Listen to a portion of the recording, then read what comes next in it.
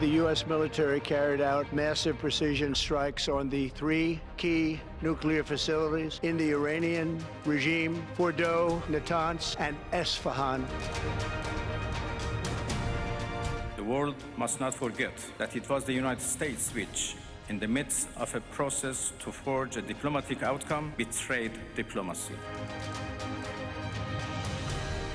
There will be either peace or there will be tragedy for Iran far greater than we have witnessed over the last 8 days. In accordance with the UN Charter and its provisions allowing a legitimate response in self-defense, Iran reserves all options to defend its security interests and people. A very warm welcome to Newsline. मैं हूं doctor Maria Zulfiqar Khan. Viewers, Iran Israel बढ़ती हुई कशीदगी के बाद मशरिक़ वुस्ता का मुस्तक़बिल तो पहले ही दाव पर लगा हुआ था और अब अमेरिका की बराह रास्त मुदाखलत और ईरानी जौहरी तनसीबात पर हमले ने खित्ते को मुकम्मल तौर पर जंग के दहाने पर लान खड़ा किया है। बेयकीनी के साए और गहरे होते जा रहे हैं। गो के ईरानी हुकाम का कहना है कि हमले से पहले तनसीबात खाली करा ली गई थी, लेकिन ये सवाल फिर भी मौजूद है कि क्या ये इब्तदा है या किसी बड़े साने के आगाज़ का एक पेश खैमा। एक तरफ अमरीकी सदर कहते हैं कि या अमन होगा या ईरान के लिए एक सानेहा, तो दूसरी तरफ ईरान ने भरपूर जवाब देने का ऐलान भी कर दिया है। इस तमाम सूरत हाल में पाकिस्तान का किरदार भी बहुत अहम है, क्योंकि पाकिस्तान ने पहले दिन से मशरिक़ वुस्ता में कशीदगी कम करने के लिए किरदार अदा करने की कोशिश की है, लेकिन अब ईरान पर अमेरिका के हमले के बाद पाकिस्तान के खिलाफ भी फेक न्यूज़ का प्रोपेगेंडा जारी है, जबकि पाकिस्तान का मौक़िफ़ खुला, दो टोक और वाज़ेह है कि पाकिस्तान ने ईरान के खिलाफ अमेरिका या इजराइल को एयर स्पेस, लैंड या वाटर स्पेस नहीं दी और ना पाकिस्तान किसी जंग का हिस्सा बनेगा। अमरीकी हमले के बाद प्राइम मिनिस्टर पाकिस्तान ने ईरानी सदर से टेलीफोनिक गुफ्तगू में ईरान पर अमरीकी और इजरायली हमलों की मजम्मत भी की और ईरान के साथ गैर मुतज़लज़ल यकजहती का इजहार भी किया है। पाकिस्तान ने रोज़े अव्वल से ईरान के दिफा के हक़ की खुली हिमायत की है और पाकिस्तान की पोजीशन क्लियर है। इस हवाले से कोई जो किसी को भी किसी किस्म का भी कोई डाउट जो है वो हरगिज़ नहीं होना चाहिए। अब पाकिस्तान से हटकर अगर बात करें तो जहां दीगर ममालिक ने ईरान पर अमरीकी हमले की मजम्मत की है, वहीं यूएन सेक्रेटरी जनरल ने भी अमरीकी हमले को कशीदगी में ख़तरनाक इजाफा करार दिया है, जबकि ईरान स्ट्रेट ऑफ हॉर्मुज़ बंद करने का इशारा भी दे चुका है। स्ट्रेट ऑफ हॉर्मुज़ की अगर बात करें तो ये वो स्ट्रेट है जिससे दुनिया की एनर्जी सप्लाई की सेंट्रल नाव जो है वो कहा जाता है। इन हालात में एक और अहम सवाल ये भी है कि मुस्लिम ममालिक कहाँ खड़े हैं। गुज़िश्ता रोज़ OIC वज़राए ख़ारजा का इजलास ईरान से यकजहती का इजहार तो करता रहा, लेकिन अब जबकि सूरत हाल एक नए मरहले में दाखिल हो चुकी है, तो क्या सिर्फ अल्फाज काफ़ी होंगे? क्या मुस्लिम दुनिया मुश्तरका हिकमत अमली पर मुत्तहिद हो पाएगी? क्या ईरान तनहा खड़ा रहेगा या कोई नया इलाकाई ब्लॉक जो है वो उभरता नज़र आ रहा है? आगे क्या होगा, ईरान कैसे जवाब देगा, उसके पास अस्करी, सफारती और माशी सतह पर कौन कौन सी ऑप्शंस मौजूद होंगी और क्या आलमी निज़ाम इस तसादुम का दबाव सह पाएगा? आज के प्रोग्राम में ये कुछ मौज़ूआत हैं जो हम डिस्कस करेंगे। फर्स्ट एंड फॉरमोस्ट हमारे साथ हुसैन मौजूद हैं, आप सहाफ़ी हैं जो तेहरान से हमें ज्वाइन कर रहे हैं। इसके अलावा अतर काज़मी साहब भी हमें ज्वाइन करेंगे। John, very warm welcome to the program. John, अगर बात करें ये जो इस वक्त, जब लास्ट टाइम मेरी आपकी बात हुई थी तो उस वक्त आपको याद होगा डोनाल्ड ट्रंप साहब ने एक ट्वीट से निगेट कर दिया था कि जी हम तो अभी 2 हफ्ते का टाइम दे रहे हैं, गो के ये कह दिया गया था कि मंगल को ये ऑर्डर्स साइन हो चुके हैं। Were the Irani public expecting this? Government public were they expecting it या एक सरप्राइज के तौर पे ही आया है? On the public level and on the government level, I think no one was expecting that the United States would act so erratically in this matter, particularly Donald Trump साहब. Secondly, जहाँ पे expectation नहीं थी वहाँ पे preparation पूरी थी. This is something that I can say with confidence. मुख्तलिफ ज़राए से बताया जा रहा है कि 16th और 17th जून को फोर्डो से जो इनका स्टॉक पाइल है वो निकाल दिया गया और 20th जून को 16 ट्रक्स नजर आए, स्टॉक पाइल तो कैरी करते हुए गए, but at the same time जो एंट्रेंस और एग्जिट के जो टनल्स हैं उनके ऊपर उन्होंने रेत जो होती है, सैंड जो है वो डाल दी अंदर ताकि इम्पैक्ट प्रॉब्ली कम हो। तो I think there was expectation from the Iranian side that United States would not attack, लेकिन प्रिपेयर्ड थे आई वुड से। एंड ईरानी अवाम इस वक्त, आप हैरान होंगी, शायद मैं बायस भी लगूं कि शायद मैं अपनी तरफ से कह रहा हूं, but people were unexpectedly happy about what the United States has done, because they are saying that this will bring a lot of wrath and a lot of, I think, annihilation to the United States itself. तो लोग काफी यहाँ पे, अब मुझे जो जो जो जज्बाती लोग हैं वो काफी खुश नजर आ रहे हैं, जो लोग कंसर्न्ड हैं वो काफी कंसर्न नजर आ रहे हैं। तो एक्सट्रीम्स पे आई वुड से इमोशंस जा रहे हैं, बट जनरल एनवायरनमेंट ईरान का जो लोगों का है वो यही है कि this is not going to go well with the United States. अच्छा, क्योंकि एक हिस्ट्री भी है, ईरानी अवाम की एक हिस्ट्री है, और आपने ही मुख्तलिफ प्रोग्राम्स में भी जो है वो आप ये बताते भी रहे हैं, और ऑब्वियसली एक हिस्ट्री भी हमें बताती है कि they've seen far worse than this. So उनके लिए शायद ये उस तरह, अगर कोई जैसे इजराइल में जो इस वक्त रद्द अमल आ रहा है पब्लिक की तरफ से, उस तरह का ईरानी पब्लिक का रद्द अमल नहीं आ रहा, और जिस तरह आप बता रहे हैं तो एक लेवल पे ये समझा जा सकता है कि इत्मीनान की फिजा वहाँ पर है, किसी हद तक इत्मीनान है, because Dev seen far verse. लेकिन वो साथ साथ ये भी समझते हैं कि अमेरिका के लिए इसके नतायज जो हैं वो बहुत बुरे होंगे। एक और चीज़ जो इस वक्त जिसका मीडिया में बहुत चर्चा हो रहा है वो ये है कि जी ईरानी अवाम इस वक्त अपनी हुकूमत पर ये प्रेशर डाल रहे हैं कि आप एनपीटी से निकलें। इस पर अगर कुछ आप हमें बताना चाहें। न्यूक्लियर नॉन प्रोलिफरेशन ट्रीटी का आर्टिकल 10 कहता है कि एक कंट्री एग्जिट कर सकती है न्यूक्लियर नॉन प्रोलिफरेशन ट्रीटी से if the circumstances get to the point कि मुल्क को जरूरत हो। देखें, पहले ये बात क्लियर अंडरस्टैंडिंग दुनिया को है, आपको भी आई एम श्योर कि Israel is not a signatory to the NPT. Israel IAEA inspectors को अलाउ नहीं करता। Iran on the other hand NPT का सिग्नेटरी भी है और आईएए को भी आने देता है with confidence that the NPT would act as a balancing sort of a mechanism towards all the threats that are coming from the, sorry मैं अंग्रेजी ज़्यादा वो कर रहा हूँ, ये जो है वो अमेरिका को और मगरबी ममालिक को ये चीज़ NPT जो है, ये जो डॉक्यूमेंट है या ये जो ट्रीटी है जो साइन की हुई है, ये ईरानियों को भरोसा था कि NPT के तहत और दुनिया के जो इदारे हैं बैनुल मलाली, वो इनको अग्रेशन यूनाइटेड स्टेट्स की तरफ से उस अग्रेशन को रोकेंगे या सेफगार्ड करेंगे। अब मुख्तलिफ बयानात आए हैं, अराक्ची साहब का भी बयान आपके सामने, ईरान के दूसरे ऑफिशियल्स का बयान भी आपके सामने, कि एनपीटी ने जो है वो सिक्योर नहीं रखा ईरान को और एनपीटी का कोई फायदा नहीं हुआ। तो this is something that is going on कि यहाँ पे आवाजें आ रही हैं कि अब एनपीटी से शायद ईरान जो है वो निकल जाए। बाइंडिंग तो उन मुल्कों के लिए होती है ना ट्रीटीज जो थर्ड वर्ल्ड हैं या जो कह सकते हैं कि थर्ड वर्ल्ड नजर आते हैं, जो या तो ईस्ट की तरफ जो मुल्क या साउथ की तरफ जो मुल्क नजर आते हैं, उनके लिए इंटरनेशनल लॉ। ये इजराइल का आईसीसी की जो रूलिंग है उसके सामने हमारे सामने क्लियर हो गया है कि law is only for those who are not powerful enough to enforce their own rule.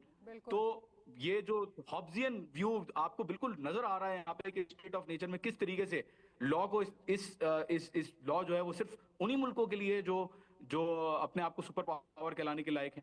तो बिल्कुल ईरान जो है वो इससे निकलने की आई थिंक अब करेगा और निकलेगा। I believe, this is my personal opinion, I can't tell you what the officials have said, I don't know, but तासुर उनसे यही आ रहा है कि एनपीटी का कोई फायदा नहीं है और एनपीटी से शायद ईरान निकल जाए।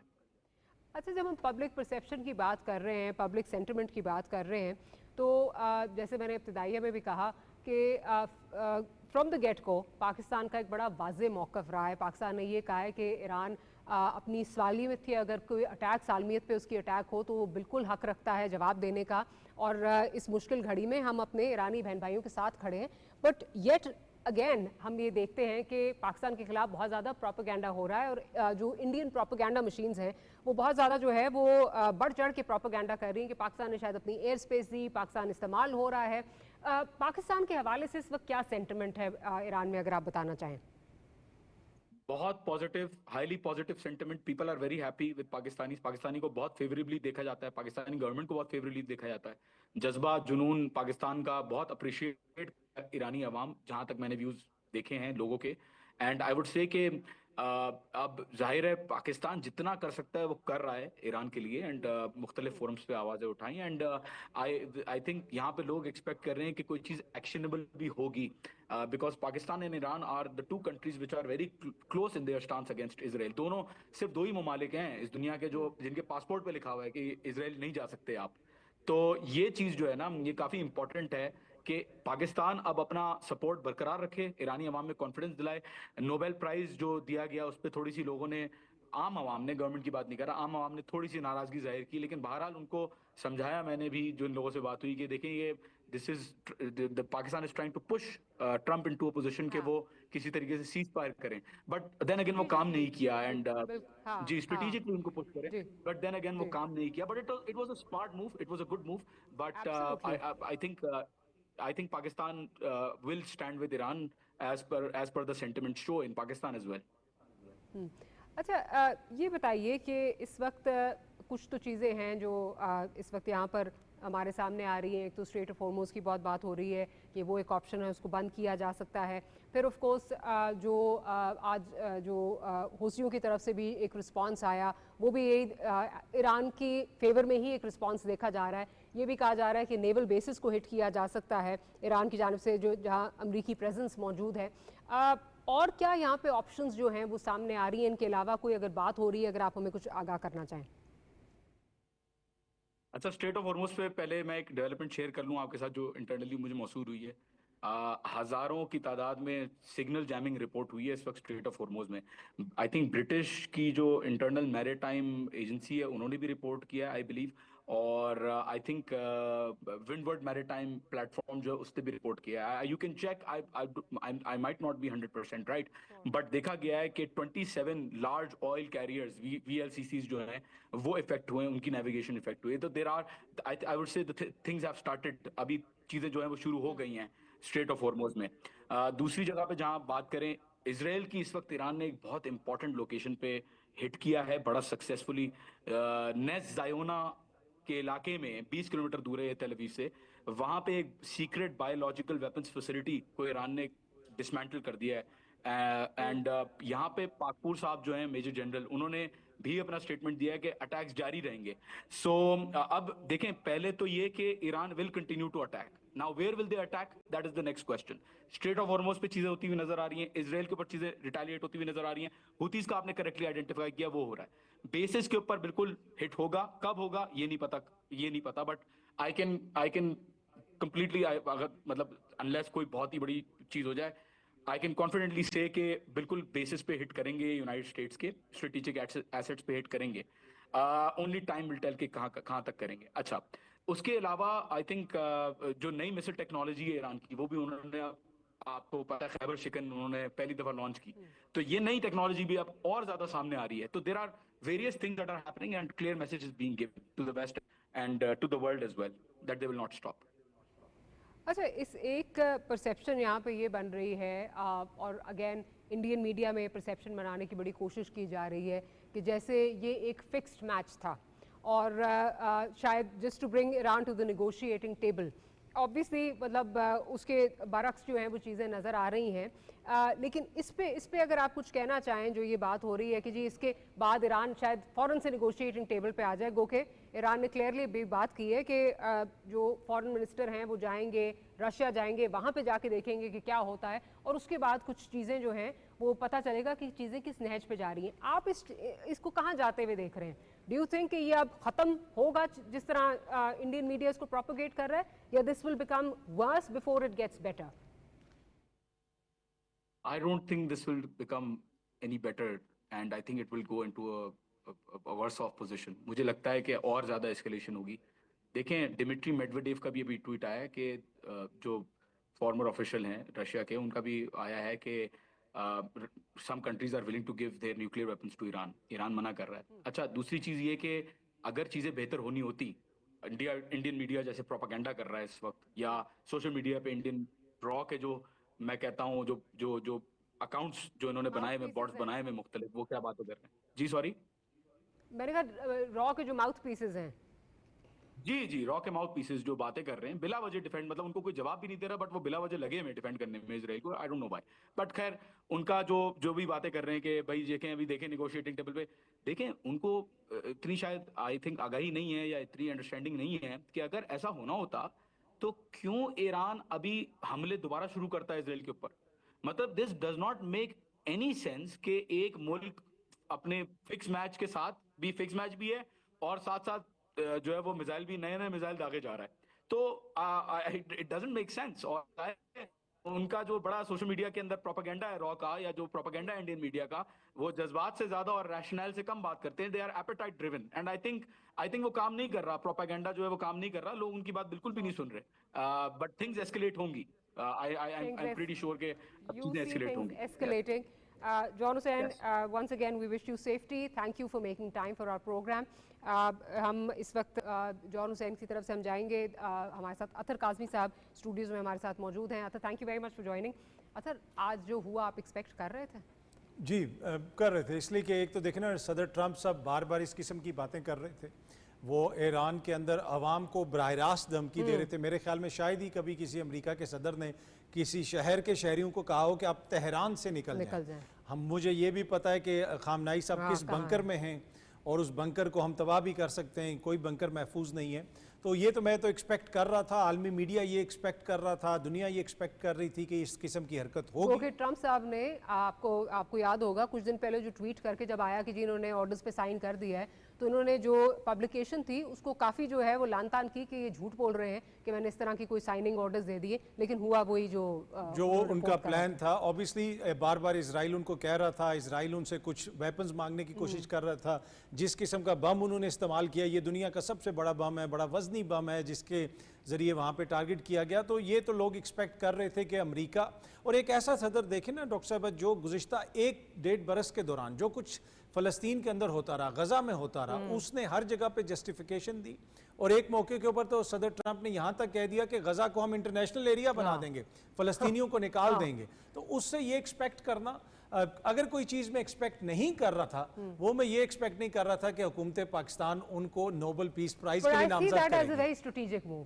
आई see that as a strategic move, because एक तरह प्रेशर उन पे बिल्ड होता कि करने की कोशिश भी की जा सकती है। दिस इज माई थिंकिंग कि आप एक नोबेल पीस प्राइज के लिए आपको नॉमिनेट किया गया, so you must play a very crucial role in deescalating Iran के हवाले से, बिकॉज बड़े क्रूशल जंक्चर पे खड़े थे। तो वो एक बिल्कुल देखिए, ये आर्ग्यूमेंट तो हो सकता है। दूसरा देखे ना, मैंने एक और चैनल पे भी बात कर रहा था, मैंने कहा कि फिर ईरान अब ऐसा करे कि सदर ट्रंप को नोबेल पीस प्राइज के लिए नामजद कर दे, तो शायद उस तरह मसला हल होगा। देखिए, जहाँ पे आपने हजारों लोगों को मारा हो, शहीद किया हो, बच्चे हों उसमें, ख्वातीन हो, और आपने उस जंग को रुकवाने के लिए क्या किरदार अदा किया? आपका किरदार सबके सामने है। हर मौके के ऊपर आपने अस्करी सफारती जो है सपोर्ट फराम की नेतन्याहू को, तो उससे ये एक्सपेक्ट करना कि उसको नोबेल पीस प्राइज दिया जाए, मेरे ख्याल में it says a lot about us as well ना। तो दुनिया उस पे भी क्वेश्चन कर रही है ना। We can agree to disagree. You and I can agree to disagree. अच्छा अतर, अभी जैसे जॉन से भी हम बात कर रहे थे, तो ईरानी जो पब्लिक है बड़ी रिजिलियंट कॉम है, मतलब उनकी, और उन्होंने जो 8 साल ईरान इराक की वॉर चली वो भी टाइम देखा, उसके बाद अमेरिका के साथ जो हुआ वो भी टाइम देखा सारा। हैविंग सेड दैट, बड़ी रिजिलियंट कॉम है, और वहाँ पे जिस तरह इजराइल में आपको जो मनाजिर नज़र आ रहे हैं वो नज़र नहीं आ रहे, उस तरह वो चीज़ें नहीं हैं। एक तरह से इत्मीनान है वहाँ पर कि ठीक है, हमने की जो हम जवाब देंगे, इसके बाद हम मज़ीद जो है वो आगे से हिट करेंगे। आपको क्या लगता है कि do you see this conflict turning into a war, और ये हमारे बॉर्डर्स पे भी आके खड़ा तो हो चुका है एक तरह से, आपको कहाँ जाता है नजर आ रहा है? देखिए, मुझे ये लगता है कि इसराइल का और अमेरिका का प्लान ये था कि जब हम बॉम्बिंग वगैरह करेंगे तो वहाँ पे सीरिया की तरह लोग खड़े हो जाएंगे, इसलिए कि वहाँ पे भी कुछ ऑपोजिशन ग्रुप्स हैं, और हम रजीम चेंज करेंगे। वहाँ पे खाना जंगी शुरू हो जाएगी, 7 साल 8 साल अफरा तफरी रहेगी, आपस में वो लड़ते रहेंगे। लेकिन ईरानी कौम एक डिफरेंट तरह की कौम है।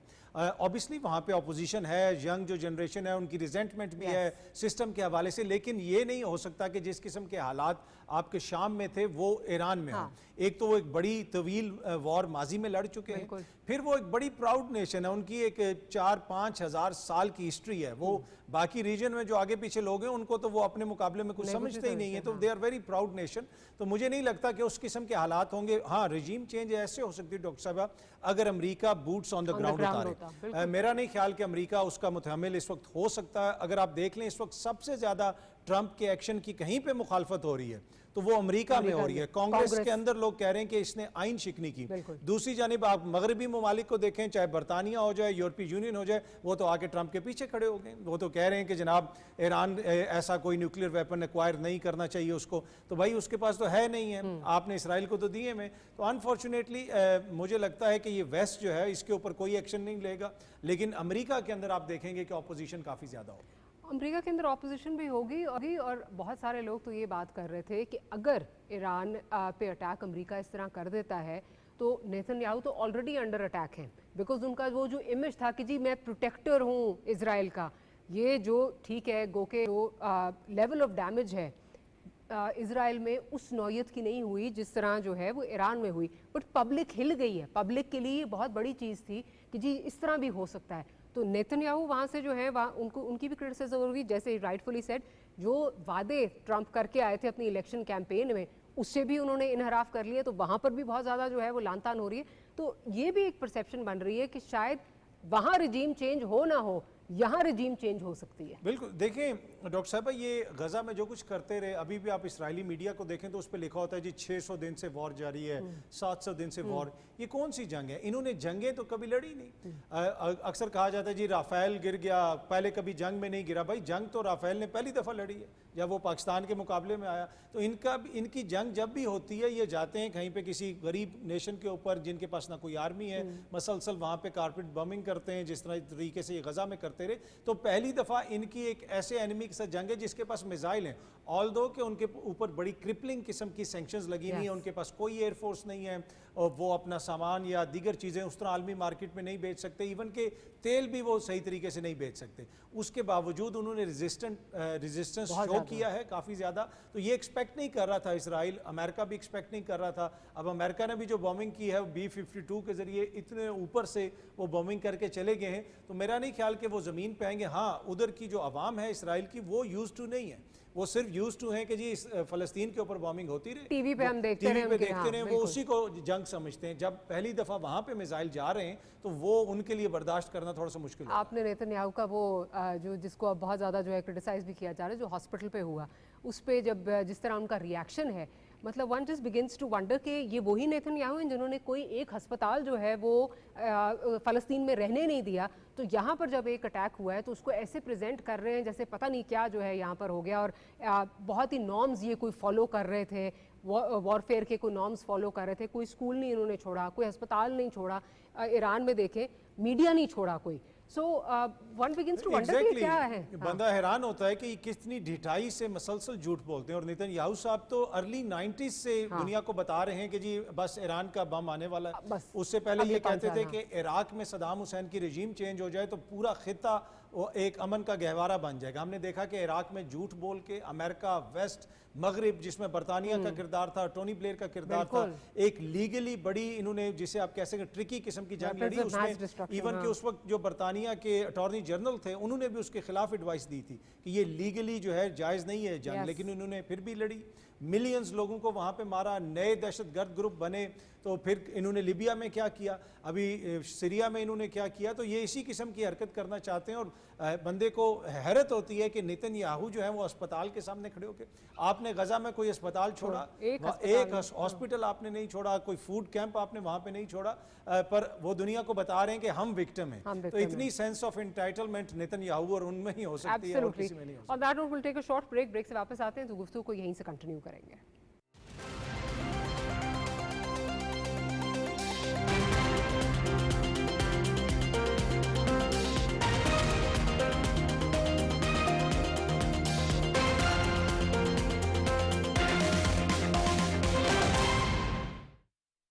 खानदानी मनसूबाबंदी, एक जिम्मेदारी, एक एहसास, आइंदा नस्लों के रोशन मुस्तकबिल का राज। खानदानी मनसूबाबंदी की आर्जी और मुस्तकिल तरीकाजात न सिर्फ माँ बच्चे की सेहत के ज़ामिन हैं, बल्कि खुशियों भरे घराने की तश्कील में भी मावन है। खानदानी मनसूबाबंदी के तरीक़ाकार के बारे में जानने के लिए करीबी फैमिली हेल्थ सेंटर या हेल्थ क्लिनिक तशरीफ लाएं। अपनों के रोशन कल के लिए दानिशमंदाना फैसला करें आज। मुतवाज़न खानदान, खुशहाल पाकिस्तान। महकमा सेहत व आबादी, हुकूमत पंजाब। दुरुस्त हर वक्त बर वक्त।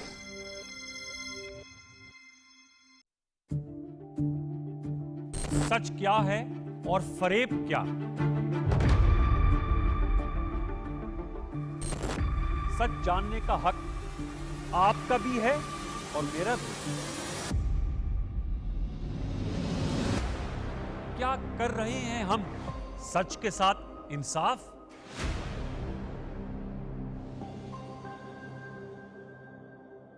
सच तो यह है कि सच बोलना, सुनना और बर्दाश्त करना मुश्किल है। कोशिश जारी रखेंगे हक़ाइक़ सामने लाने की और झूठ का पर्दा चाक करने की। प्रोग्राम सच तो ये है में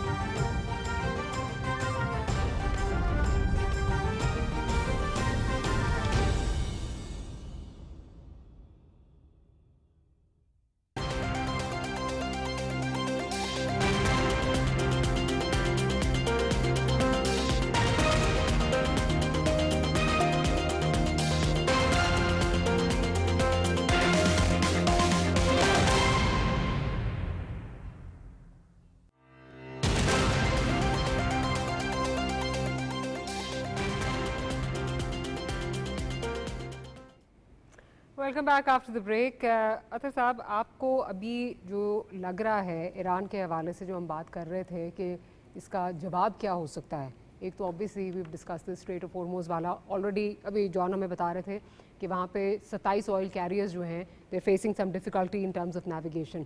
एक ये, दूसरा अमेरिकन बेसिस ओसीओ ने जो रिस्पांस दिया है, आपको लगता है इससे बढ़ के और कोई रिस्पांस हो सकता है या दिस वुड बी इनफ कि जी निगोशिएटिंग टेबल पे जो है वो लाया जाए अमेरिका और इजराइल को? क्योंकि जैसे हम पहले बात कर रहे थे, जो एक्चुअल प्लान था, जो एक रेप्लिकेशन था इराक मॉडल का रिजीम चेंज वाला, वो तो ना हो सका। अब आपको क्या लगता है कि क्या होने जा रहा है? देखिए, ये तो बिल्कुल वाजे है कि ईरान बातचीत के लिए तैयार है। बार बार सदर ट्रंप ये कह रहे हैं कि अब ईरान की जिम्मेदारी है कि वो अमन कायम करें और वो बात करें। इसराइल भी इस किस्म की बात कर रहा है, लेकिन ईरान ने तो कभी भी निगोशिएटिंग टेबल नहीं छोड़ा। आपने तो उनके चीफ निगोशिएटर को शहीद कर दिया मिसाइल मार के। बिल्कुल। आप जब पहली दफा सदर ट्रंप साहब बने थे सदर, उस वक्त ये उस मुआहदे से बाहर निकले जिस जौहरी मुआहदे के ऊपर ईरान दस्तखत कर चुका था और उस वक्त उसको सेलिब्रेट किया गया था ओबामा एडमिनिस्ट्रेशन के दौरान, जिसमें यूरोपीय यूनियन भी ऑन बोर्ड थी और ईरान का यूरेनियम जाता था फ्रांस और वहां से फिर वापस आता था और उससे बिल्कुल वाजे था कि किसी किस्म का कोई बम नहीं बन सकता था। अब ईरान आगे क्या करेगा, ये बड़ा इंपॉर्टेंट है। माजी में हमने देखा जब जनरल सुलेमानी को टारगेट किया गया, उसके बाद ईरान ने इराक के अंदर जो अमेरिका के ठिकाने हैं उनको टारगेट किया।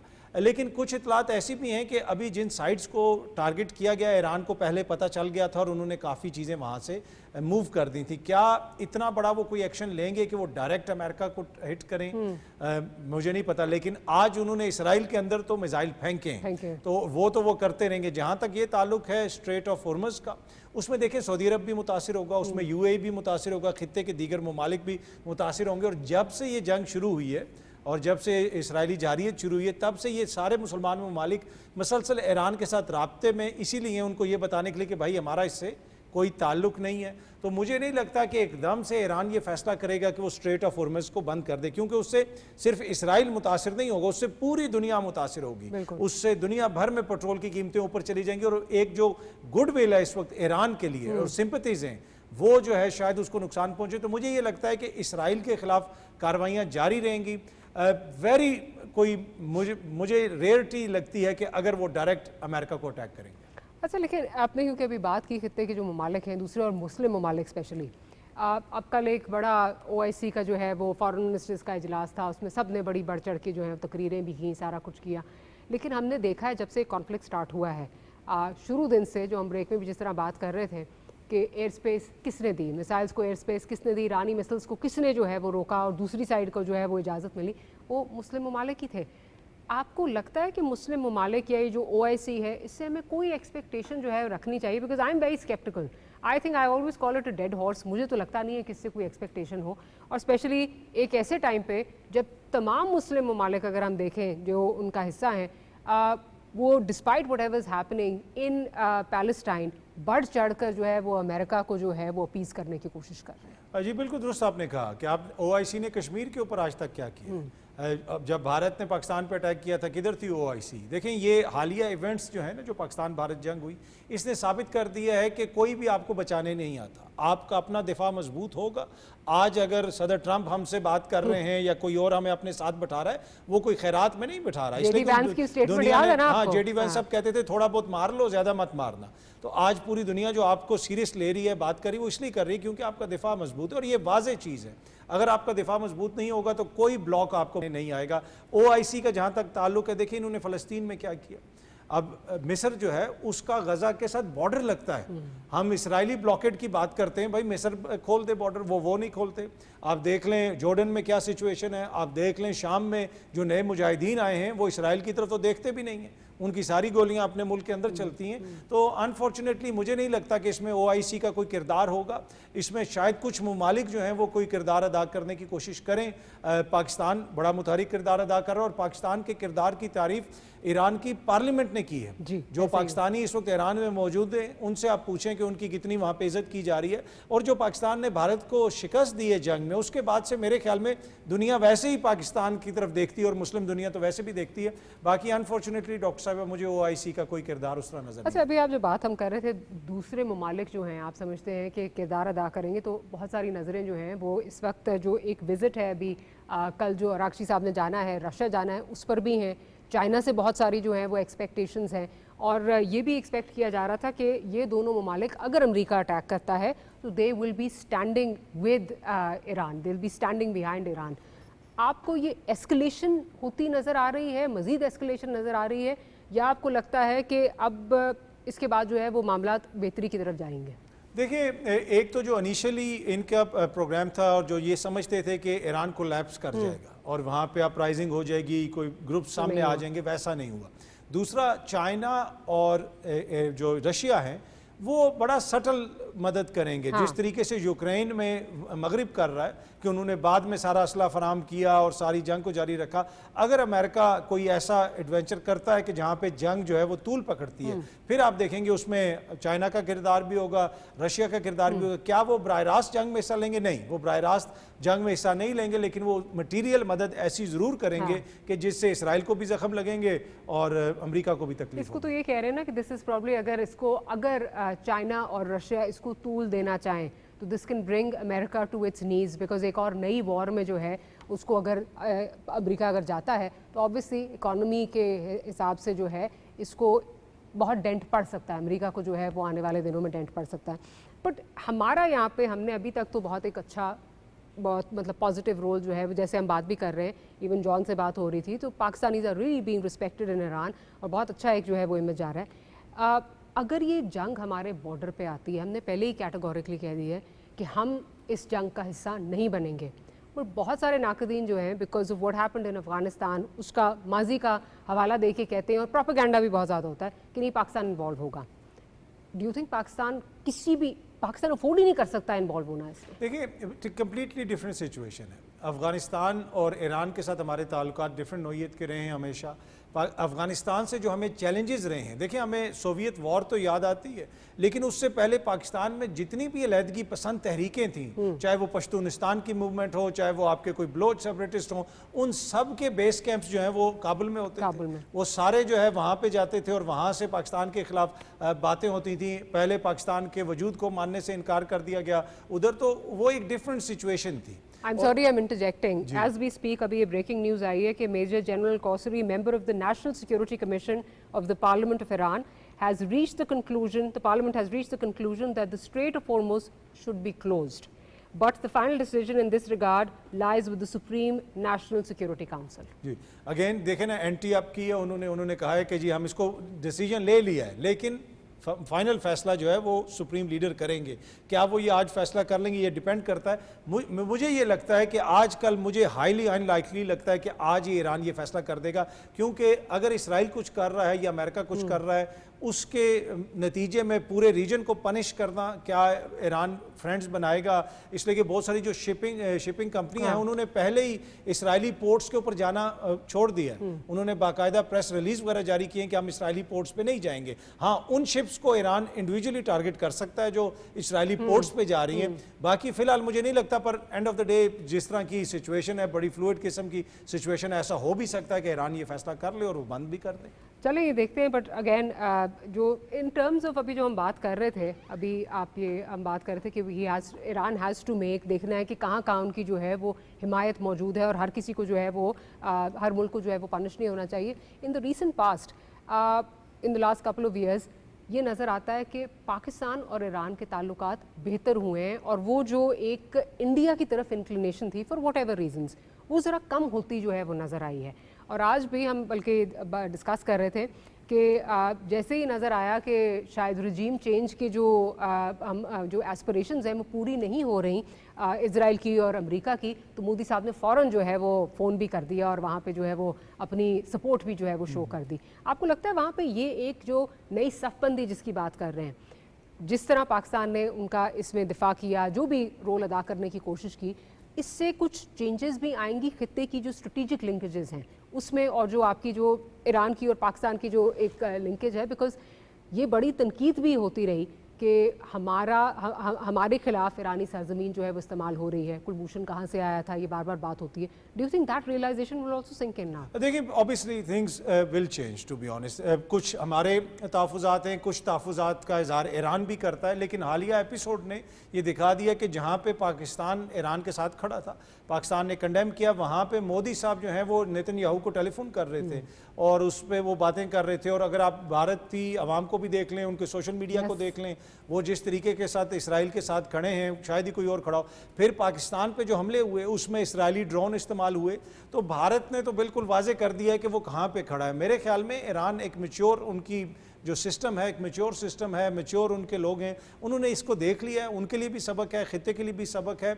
अगर आप इस तरह के वॉर मंगर्स के साथ ताल्लुकात रखेंगे और आप समझेंगे कि वो आप उस आग से बच सकते हैं, ऐसा नहीं होगा। इसलिए कि मोदी साहब का जो किरदार है वो पूरे खित्ते में सबके सामने है। तो मुझे ये लगता है कि इस एपिसोड से, जहाँ पे ये बड़ी अनफॉर्चुनेट एपिसोड है, इवन के जो भारत के साथ जंग हुई, माइंड यू डॉक्टर साहिबा, हमने वो जंग नहीं शुरू की ना, पाकिस्तान ने कहा कि भाई बाज आ जाओ, उन्होंने हरकत की और उसका हमने जवाब दिया।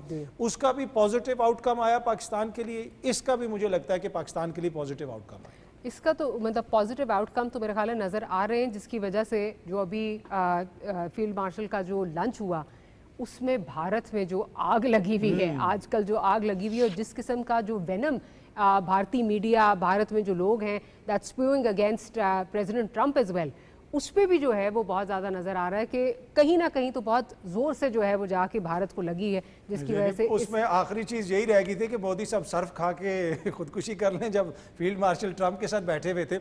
लेकिन उन्हें इल्ज़ाम क्या लगाए पाकिस्तानी इस्टेब्लिशमेंट पे, जनाब ये जहादी करवा रहे हैं, ये दहशतगर्द भेज रहे हैं। उनका पूरा मुकदमा ये था, उनका पूरा मुकदमा ये था कि पाकिस्तान के रियासती अदारे ये दहशतगर्दी करवा रहे हैं। और वहाँ पे हमारे इस्टेब्लिशमेंट के सरबराह जाके ट्रंप ने उनको इन्वाइट किया, अपने साथ लंच पे मदऊ किया, बातचीत की, तो उनका तो पूरा बयानिया वही हो गया जो शेर अफजल मरवत साहब कहते हैं। तो उधर तो उनको अब कुछ समझ नहीं आ रही। तो मेरे ख्याल में पाकिस्तान ने सफारती सतह के ऊपर भी इसको जीता, और उसकी बुनियादी वजह वंस अगेन डॉक्टर साहबा मैं कहूँगा, जो आपने जंग जीती है ना, उसके बाद ये सारे हालात तब्दील हुए हैं। अगर खुदा न खास्ता आउटकम कुछ और होती तो आप देखते कि शायद वहाँ पे कोई और बैठा हुआ होता। आप भी हमारे साथ थे और जब ये कॉन्फ्लिक्ट सारा चल रहा था उस टाइम पे, again I will come back to JD Vance वाली स्टेटमेंट जो थी उसमें, जिसमें उन्होंने कहा कि जी ये हमारा मसला नहीं है।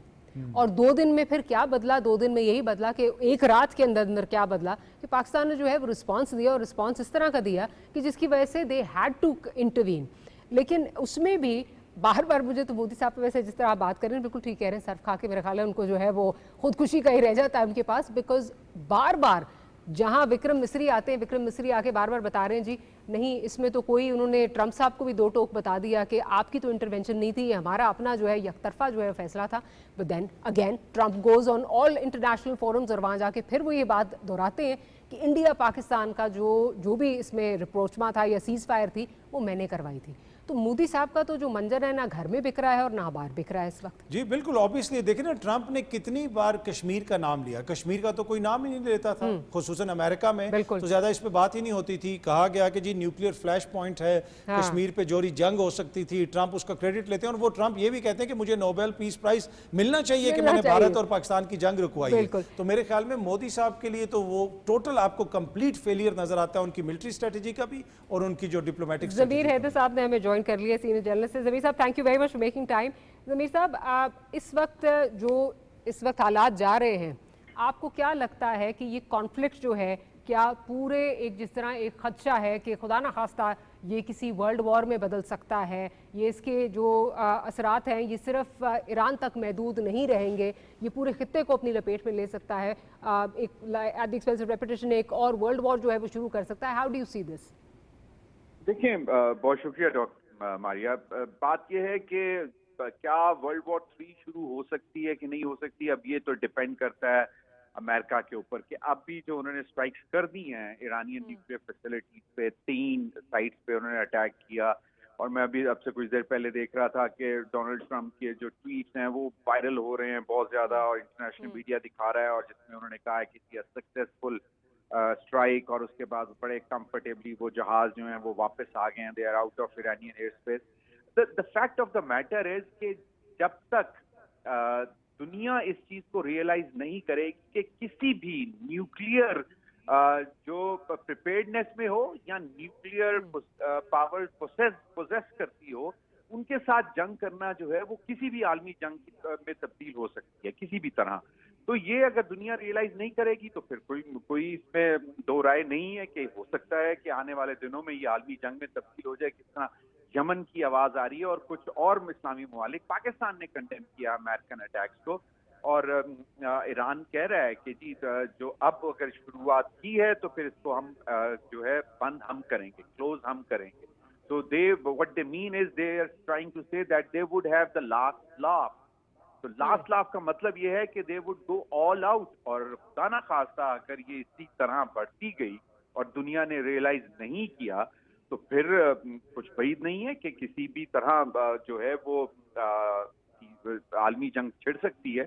अब जो अब्बास अरक्ची हैं वो जा रहे हैं मॉस्को पुतिन से बात करने, ईरानियन फॉरेन मिनिस्टर। वो अब वहां जाके क्या बात करते हैं, क्या मॉस्को को कहते हैं कि वो ईरान की हेल्प में आए। आपको मालूम है मॉस्को और बीजिंग की जो स्टेटमेंट्स आ चुकी हुई हैं वो दे आर क्लियर कि America should stop this aggression and America should never be part of Israel-Iran war। लेकिन अब अमेरिका ने वो तो वायलेशन कर दी है, डिस्पाइट द फैक्ट मारिया कि विदिन, आप देखें कि डोनाल्ड ट्रंप की कैंपेन टू दिस ऑफिस, जहां पे अभी वो बैठकर इतने बड़े बड़े डिसीजन ले रहे हैं, थ्रू आउट हिज कैंपेन वो यही कहते रहे हैं कि वो दुनिया में कॉन्फ्लिक्ट के रेजोल्यूशन के लिए आ रहे हैं। He won't be a war monger any more. लेकिन हम देख रहे हैं कि उनके आने के बाद यूक्रेन रशिया भी बड़ा ठीक ठाक गर्म हुआ, फिर पाकिस्तान और इंडिया की भी जंग हुई, और अब इजराइल और ईरान की जंग भी हो रही है। तो जो उनका अपनी होम कॉन्स्टिट्यूएंसीज हैं जहां से वो जीते हैं, वहां पे लोग they are on the roads कि जी आपने तो बातें कुछ और की थी, आप कर कुछ और रहे हैं। America the American public believes कि इसमें जाना ही नहीं चाहिए, इस वॉर में हमें नहीं होना चाहिए। 45% of the public believes that. Exactly ऐसा ही है। और वो जो है, और फिर he is actually going back his on his own words, जिसमें वो हमेशा कहता रहा है कि जी मैं अब बिल्कुल, और लग भी रहा था कि शायद he will be a different Trump this time, और वो कॉन्फ्लिक्ट को खत्म करने की कोशिश करेंगे, हवा देने की कोशिश नहीं करेंगे। लेकिन अब ऐसे लगता है कि जैसे वो एक बेबी ने रो रो के बाप को मजबूर कर दिया है कि जी बस अब इसने मुझे मारा है, अब आप इसको मारे ही मारे। और ट्रम्प जो है वो डिस्पाइट द फैक्ट कि अमेरिकन नहीं चाहते और भी दुनिया नहीं चाहती, दुनिया कह रही है, लेकिन एक इजराइल के कहने पर डोनाल्ड ट्रंप ने जो ये डिसीजन ले लिया। पहले वो कहते हैं कि जी I have given 2 weeks to take a decision. अभी वो दो हफ्ते खत्म नहीं हुए और तीसरे दिन, इस बात के तीसरे दिन उन्होंने अटैक कर दिया। ठीक है, बहरी बेड़े आ रहे थे, हमें लग रहा था करेंगे, लेकिन जब आप कहते हो कि I am giving more weeks to Iran, तो आपको पता है ट्रम्प साहब कहते कुछ हैं, करते कुछ हैं, दिखाते कुछ हैं, उनके तो you can never trust him. Publication जिसने ये खबर दी थी कि जी ऑलरेडी ऑर्डर्स साइन हो चुके हैं, मंगल के रोज साइन हो चुके हैं, उन पर इतनी ज़्यादा तनकीद की थी ट्रम्प साहब ने अपने एक्स हैंडल से। सो वी नो कि वो कहते कुछ हैं और करते कुछ हैं, but let's just hope that better days come इस इलाके के लिए जो है वी सी बेटर डेज। ये जंगें जो हैं ख़त्म हुई, कॉन्फ्लिक्ट किसी की भी जो है वो हक में नहीं है। ज़मीर रज़ा साहब बहुत बहुत शुक्रिया, आपने प्रोग्राम के लिए वक्त निकाला। अतर काज़मी साहब, thank you very much for making the time. We'll have to close today's programme. We'll see you next week. Good night and अल्लाह हाफिज़।